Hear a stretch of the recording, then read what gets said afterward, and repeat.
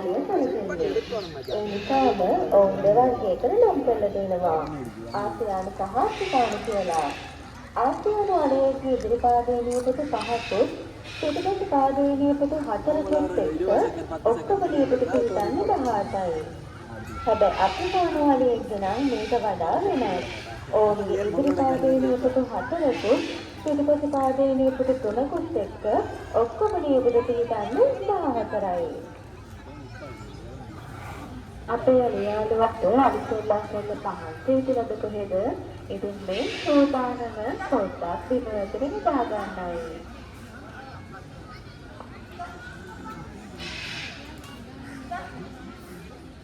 ශරීරය සතුන් අතරින් කෙටිම කාලයක් නිදාගනු ලබන්නේ නැහැ. පැය දෙකකට වගේ තප්පු කාලයක්. අනේ ප්‍රෝජන අවස්ථාවක නම් මේ විදිහට බිම ඇතුලේ නිදාගන්නේ නැහැ. ගහකට වාඩි වෙලා තමයි නිදාගන්නේ. ඒ මොකද මේ විශාල ශරීරයේ සම්පූර්ණතාවයේ තියාගෙන නැගිට ගන්න අපහසු වෙන නිසා.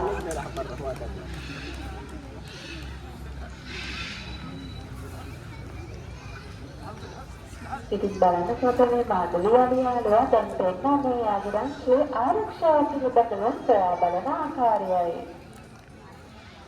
අනේ කියලා කියන්නේ රාජ්‍ය වශයෙන් ජීවත් වෙන සත්ත්වකොට්ටාසයකට බාහිරදී රාජ්‍ය මාතෘ මූලික වෙනවා. මේ වගේ ඉරියව් හැසිරීම සබහාගත පරිසරයේ ජීවත් වෙන අනිතල අහඹ ලෙස දැක බලාගෙන ඉන්නේ හැකියාවක් ලැබෙනවා.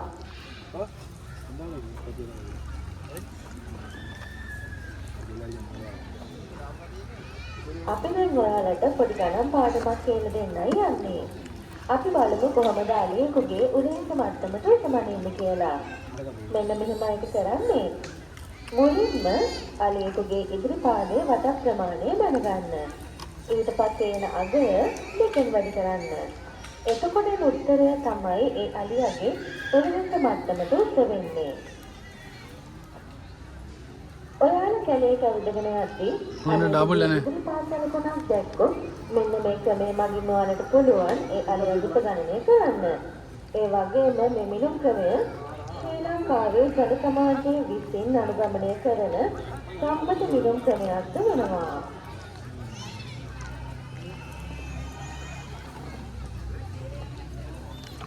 අපේ ලංකාවේ අයට නම් අලිය කියලා කියන්නේ අරම පුදුම සතෙක් නෙමෙයි. ඒ මොකද කියලා කිව්වොත් ඇයට අතීතයේ ඉඳලා රජතුමාගේ මංගල හත්යාවේදීට පෙරහැර ගමන් වලට වගේම බරවතුලගෙන යන්නත් භාවිතා කරලා තියෙනවා.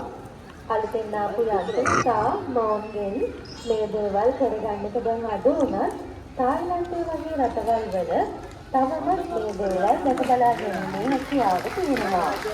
ඉතින් මේ පෙන්නන්නේ අපේ අලියාලුව පොතක් අරගෙන යන විදිහ. මෙයාලට වරකට කිලෝග්‍රෑම් 250ක පමණ බලවතුලීමේ හැකියාවක් පවතිනවා. ඔයාලට පේනවද අපේ අලියාලුවා මේ කොටේ අරන් ගියා ආධාරිකේ මොකද්ද කියලා? ඒක අපි හඳුන්වන්නේ වෙලුව නමින්. වෙලුව භාවිතා කරන්නේ මොන්ගේ දස්වලට වන හානිය අවම කරන්න. ඒ වගේම වෙලුව සකස් කරලා තියෙන්නේ සිතුල් කෙලි ආධාරයෙන්. අපේ පුංචි පුතාලා සුළු ක්‍රීඩා කරලා තියෙනවා නේද? ඉතින් මේ පෙන්නන්නේ කොහොමද අපේ අලියාලුවා මේ සූල් සෙල්ලම් කරන්නේ කියලා. ඔකරින් ඉස්සරහින් සාර්ථකයි ලකුණක් ලබා ගන්නවා අපි බලගන්නේ වෙන අවස්ථාවේ. ඔය අවස්ථාව සාර්ථකයි. බලමු මේ අවස්ථාව අපේ ගෝනසන් අපිට සකාගෙන අපේ අලියාලුවට ඔය අවස්ථාව සාර්ථකයි තමයි දක්ෂ ලකුණක් ලබා ගන්නවා නේද? අපි ආහාර ගන්නවානේ. ඉතින් මේ පොතේ දැක්වෙන්නේ අපේ අලියාලුව කොහොමද ආහාර ගන්න කියලා.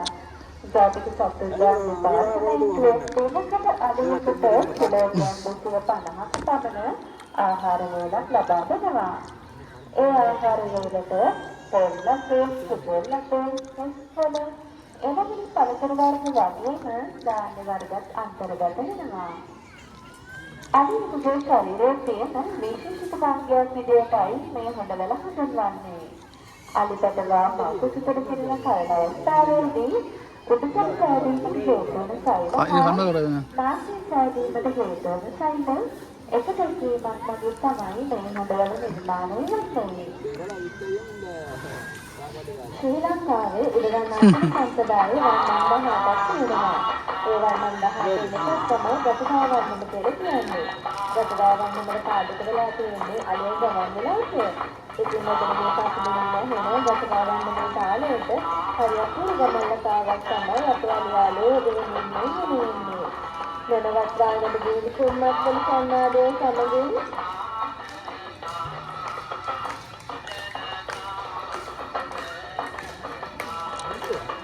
අවුල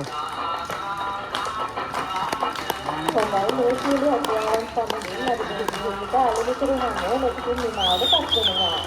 අලුතෙරෙන්නේ ඉදිරිපත් කළ අපේ අධ්‍යයනයක් දෙන්නාට එන්න මහත්වයේ සැකර ගතකලා ගන්නා කාර්යමණ්ඩලයේ මහත්වයෙන්ට දරපු ඔබසන්තක් සූචි. ඒ වගේම අපේ අධ්‍යයනයේ මෙතන නිඥානමත් වෙන්නට ප්‍රණීතවත් පරිදි සංග්‍රහයක් ලැබෙනවා. ඒ පොදුරබ සිස්ටම් ස්ථානයේ සිටම ගතකලා ගැනීමේ හැකියාව